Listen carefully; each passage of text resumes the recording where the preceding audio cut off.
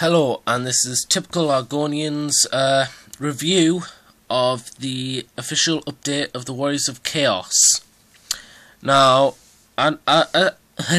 sorry about that.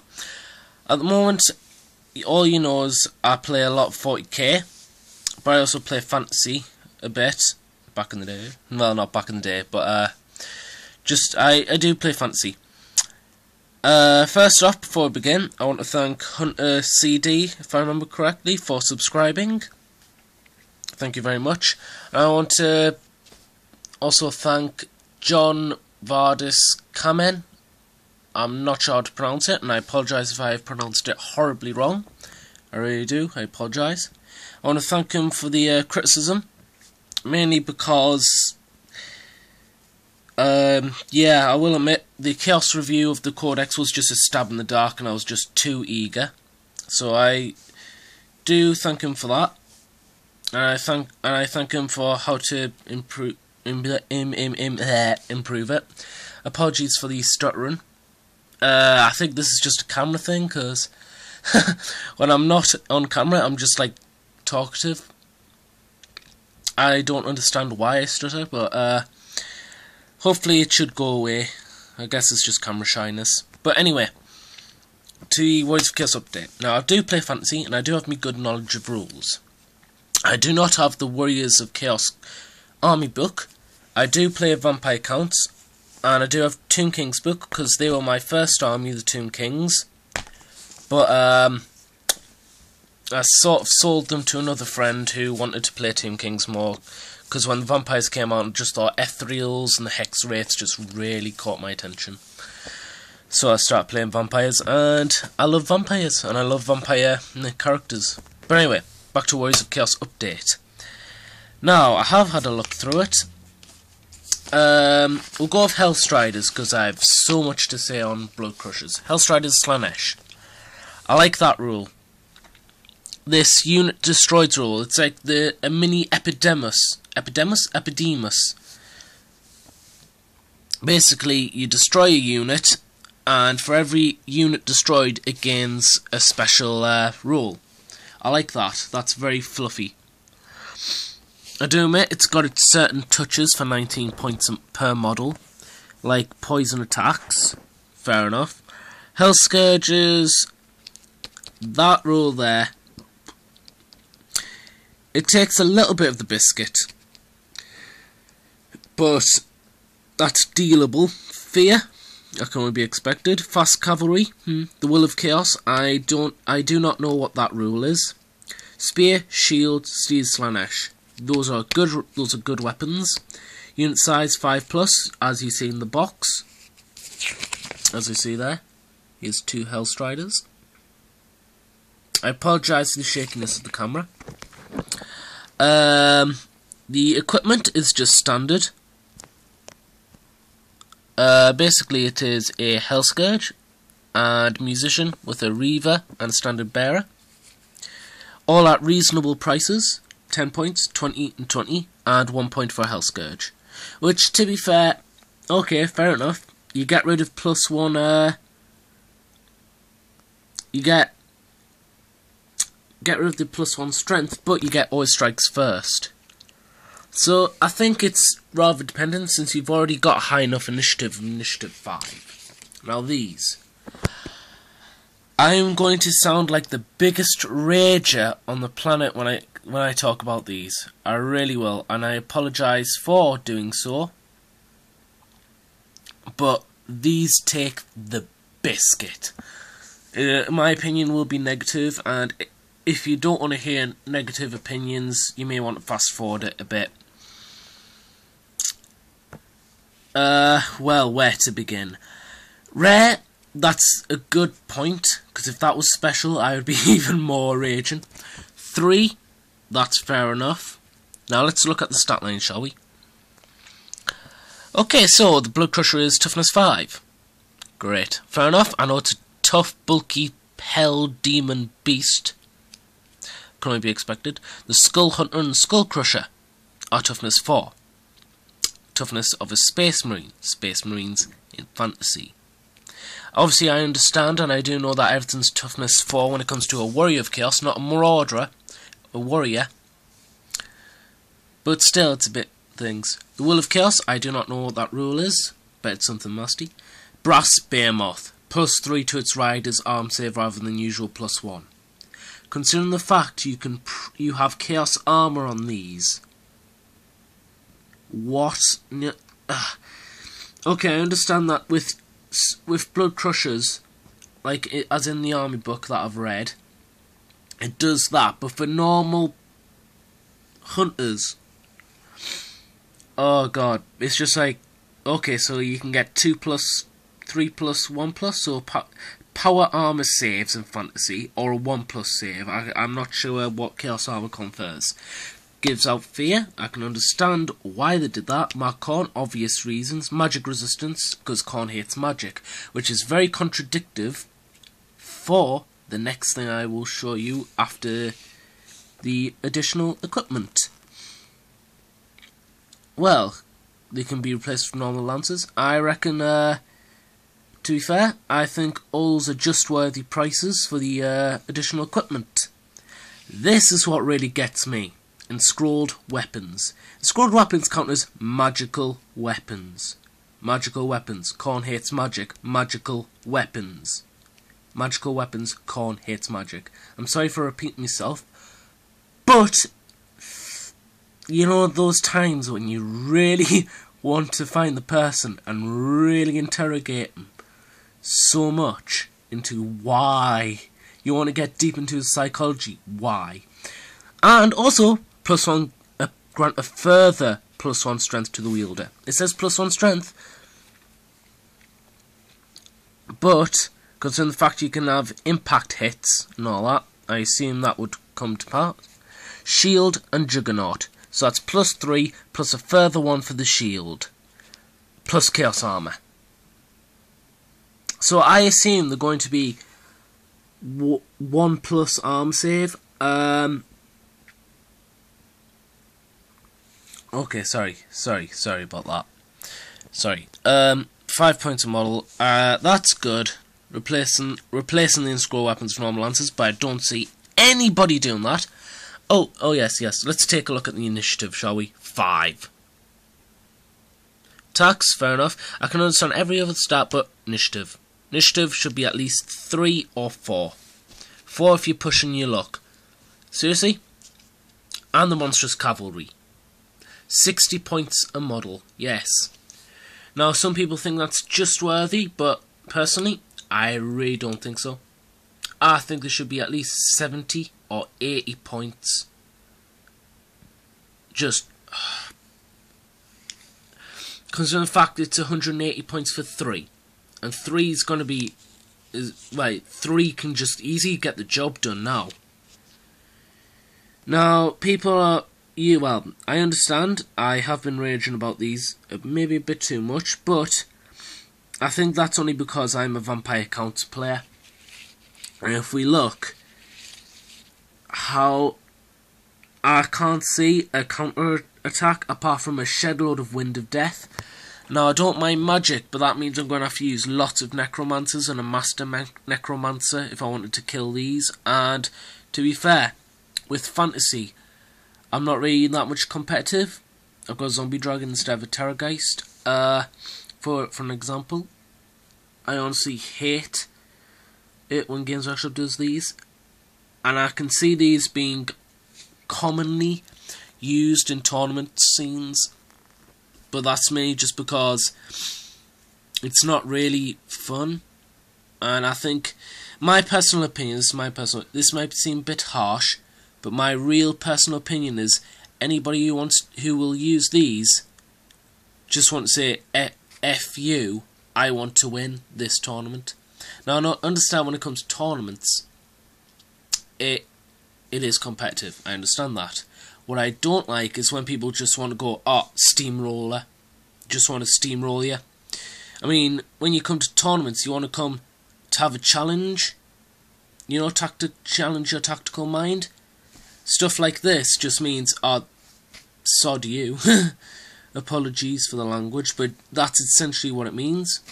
This is just my opinion. Obviously, this is very strong towards a unit, but when you consider the fact you've got other things as well in the Chaos Army book, such as Warriors of Chaos, which can easily deal as much damage, and then you've got the 4 marks. Then you've got Eye of the Gods. They're all tough cookies, really. And I really... It's just, really, really aggravating. I think I would rage less if they got rid of magical weapons, because then I can easily see counterattacks for them. Because Khorne hates magic in all sorts. I understand the weapons from the Warp or the Realm of Chaos, but still, Khorne takes priority over that in a sense, because he hates magic. End of. Like I said, that's a good. All these are good. At good prices. That's maybe 20 points odd cheaper than what it should be in my opinion. Yes, okay, movement 4, but when we look, movement 7. That's 1 point less than a normal spectral steed. Drop that down to 6, or maybe movement 4 like the rest of them. Might be a bit more fair. But honestly, I can understand. I mean, it's a good idea and all that, but I think they've made them way too powerful. And I wish is there also a question for you guys at home? Is there any place that you can contact Games Workshop about rules? Because I remember a while ago when they did the Vampire Counts update, they said, what do you think of all these new rules to these units? Do you like them? Send them in at this address. Is there any place where I can ask, just like give them my general opinion? Because I can honestly see these being used, and the only way I can really counter them, in my opinion, is loads of Wind of Death, and that's not the position I want to go in. I want to have resurrectable units and like vampires. I don't mind necromancers, but I'm not really a big fan of them. And to be fair, these are mostly for tournament players now. And I pray for the souls who fight them, who fight these things in tournaments. I really do. I really feel pity for you. And I feel very sorry for you if you lose because of this unit. I really feel sorry for you guys. Other than that, there's the Blood Skull Crusher of Khorne with the Lance. Now, I do admit the model is lush. I really do enjoy the model. The model does look really nice. I can't really complain with the model. Yeah. Wow, just so much rage. I apologise for the rage. This is a bit where you should be stopping if you have skipped enough, because if you're a Vampire Count player, I will try and see through the book what would be good against those Blood Crushers. Now, this is just like, if you're not interested in vampire stuff, you may as well switch off now. Vampires. Yes. Well, depends. You'd have to give it the right war gear, and I'm not saying war gear as in slapdash willy-nilly war gear. You'd have to, if you knew you were fighting them, you'd have to very carefully make him on like a mount of some sort of like a dragon is what I would use, because I love zombie dragons. Yeah, you would, because give him Beguile and Quick Blood, he could easily just pound them. But the amount of attacks is good. But it's just the fact of you'd have to be very careful of what war gear you pay, because you give it a thing which is just like, you give it, sorry, I'll rephrase. You give it a certain piece of war gear for any other unit, that unit is not going to kill those Blood Crushers.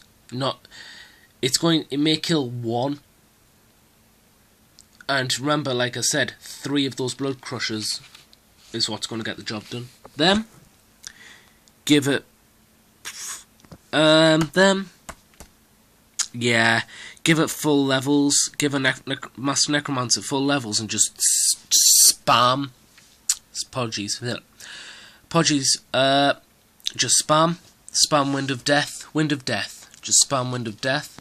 That's not going to do a simple thing. You're going to go, oh, I have a mace, rah, and then before you even hit, that Skull Crusher's just going to knock the bones out of the armour.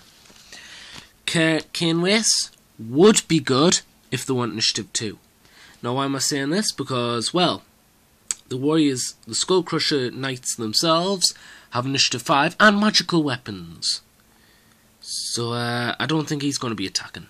Him, or, well, her, is exactly the same. You just concentrate on other things with those. Nothing really I can say. Him, stick him on a Terrorgeist. Give him anything that ups his strength. A good, decent ward. So anything that ups his strength, decent ward save, and a Terrorgeist.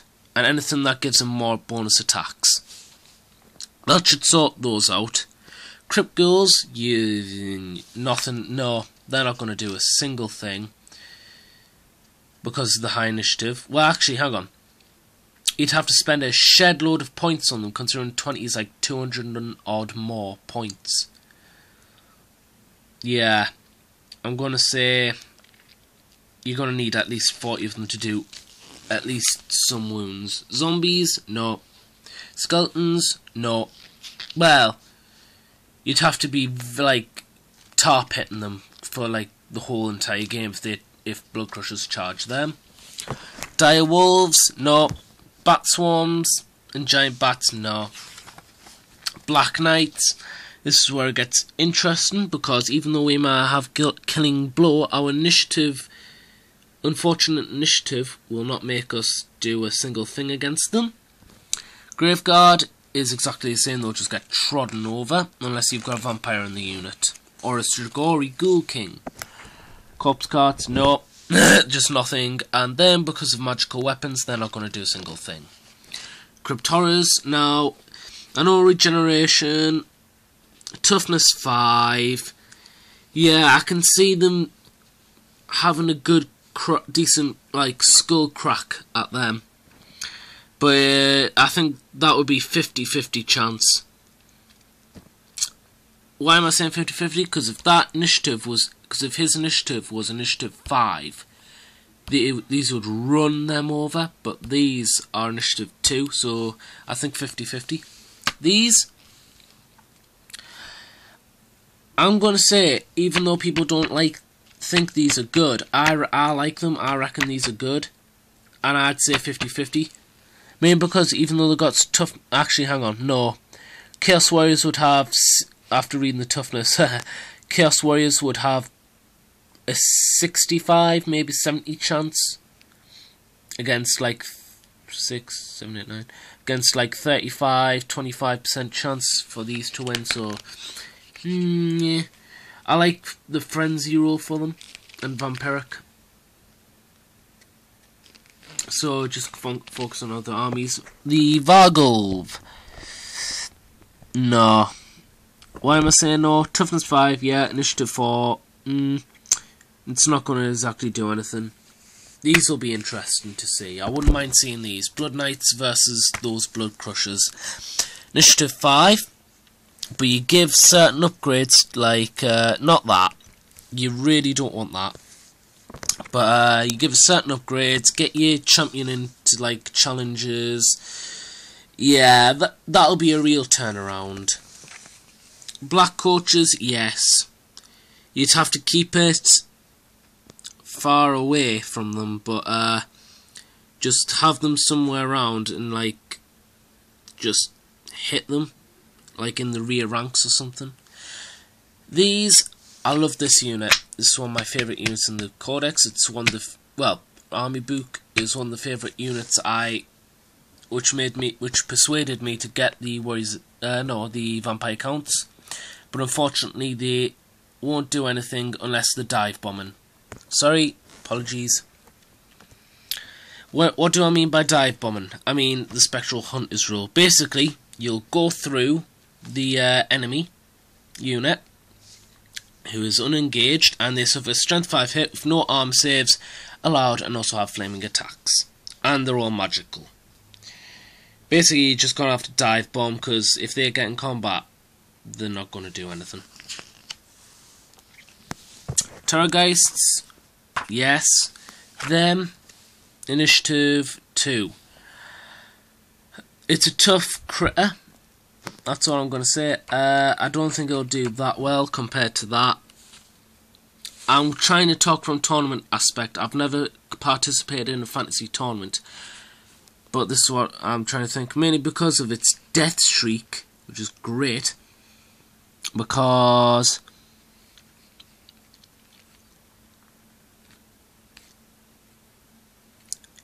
it's just so good. It's basically 2d6 attacks, and it adds the wounds, so you could have a potential of 6 plus 2d6, 6, 12, 18 attacks. Oh no, sorry, I've read that totally wrong. Apologies. Yeah, you roll 2d6 plus 4 for every point which the result exceeds the target's unit's leadership. So you could have a potential of 2d6 plus 6. So what was the leadership of the Skull Crusher? Leadership 8. You've got 6 wounds on it. Your average is 6. So that's 12 on 2d6. 12, so 8, 9, 10, 11, 12. You've already caused 1, 2, 3, 4 wounds on it.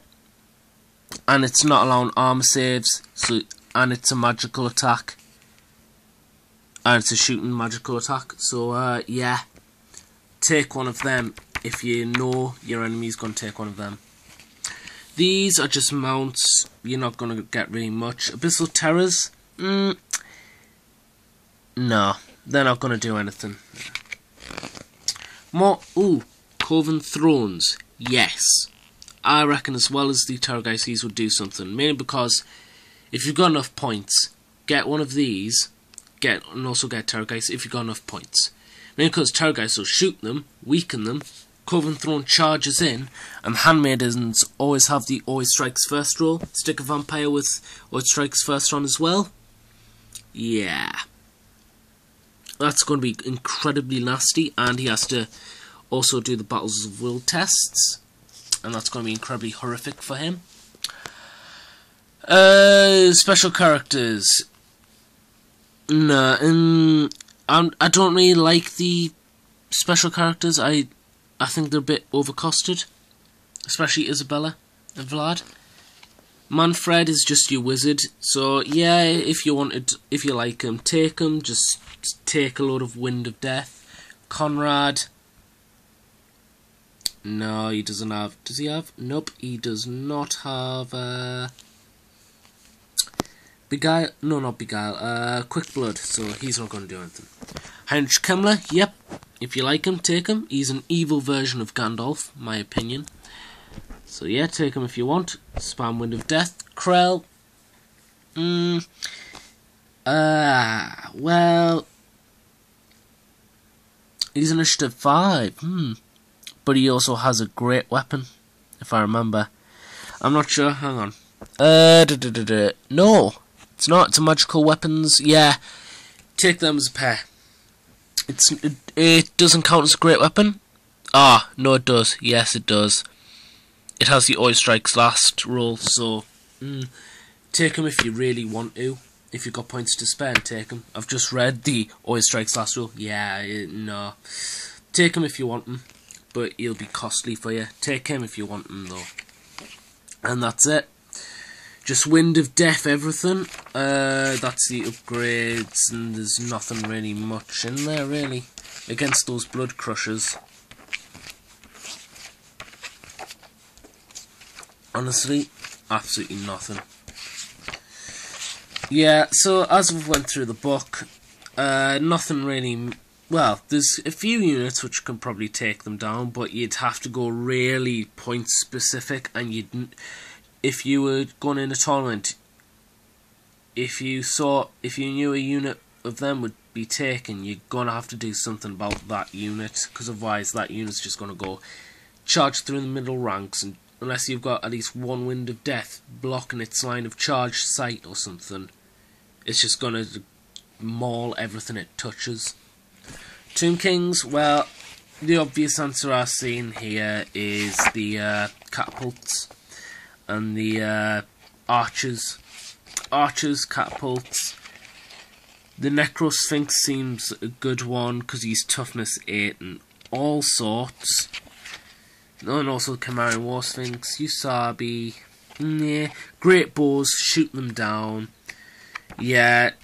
The advantage Tomb Kings have over Vampire Counts is the shooting and the chariot units that they use for core.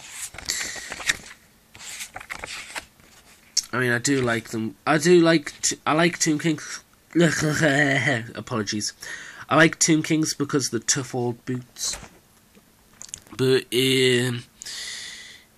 with these, you're gonna have to cast Purple Sun. You're gonna have to, Elisha Priest with the Magic of Death. Law of Death. Sorry, and just like get that Purple Sun maximum big blast pie plate, and just spread it, and just gun them down. So there's the obvious advantage Tomb Kings have over them. I can't really say anything more. Well, that's it from me. On a side note, I apologise for not posting much. Really do. But that's me because I have schoolwork to do and coursework. And it's kind of like taken over, so I'm, as far as I'm trying to do, I'm trying to get as much as I possibly can into this channel because I really like it, and I like people watching my channel, as does everyone. And I thank everyone who's seen my channel. I apologise for not putting more things up, but hopefully in the meantime I will be sticking as much as I possibly can up, and that means hopefully a battle report sometime, possibly in the next 4 days, because I'll be making a battle report tomorrow of 40k with my Chaos Space Marines, and that'll be up against Necrons, so that'll be interesting for you guys, and that'll be up within probably the next 4 days, hopefully. Aside from that, ooh yes, we also have our own Facebook page called Typical Argonians Wargaming Community. What is the page is mainly about just a community, really. If you want to talk about any games, any old war stories, just want to have a general chat of the rules, we're always here for you. We all stick content up. We've just started the page, and would like it, and if you give it a like, that'll be nice. What else? Yes, I've been sticking a load of content from Chaos, and you'll be seeing updates of mine and my friends who are also admins, and they go by their YouTube usernames as their administrator names. Yeah, so pop down, have a look. If you like what you see, give it a like. And this is Typical Argonians review of the Warriors of Chaos leaflet. And I thank you for watching. If you liked, please give it a like, and subscribe if you want to see more. This is Typical Argonian. Thank you for watching. Signing out.